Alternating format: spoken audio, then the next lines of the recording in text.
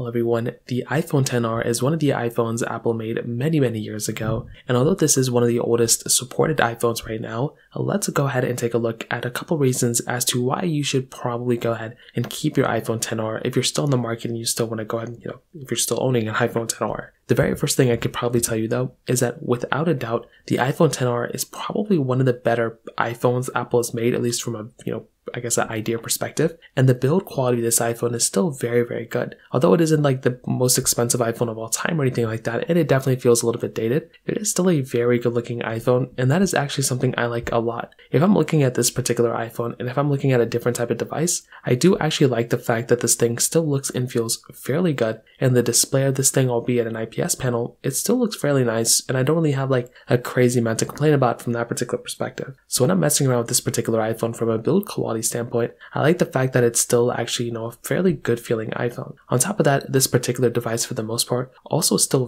very good in a lot of different ways as well, especially from a software perspective. This iPhone is still supported with software, which is very good. I love having a supported device, and with this thing being supported, that's a very cool thing going on. I love having an iPhone that is still going to be getting software updates, and that is exactly what's going on within this particular device. So when you're getting this type of product, you probably want to get an iPhone that is still going to be great, that's still going to be, having software updates, and this thing is going to be, filling those categories up, which I personally love, and that's a very cool thing going on for this particular device. So from that particular perspective, that's a really good thing going on for this particular iPhone as well. On top of that, this iPhone is still giving you, I would say, a decent performing device. So with this particular device, for it still having things like, the Apple A12 Bionic chip and 3GB of RAM, that's actually not like a terrible type of device to have here. And I will tell you from that particular perspective, once again, it's a very cool thing going on here. Like if you're able to go through and just pick up some sort of device, I like the fact that this thing is still going to be giving you a pretty decent performing phone.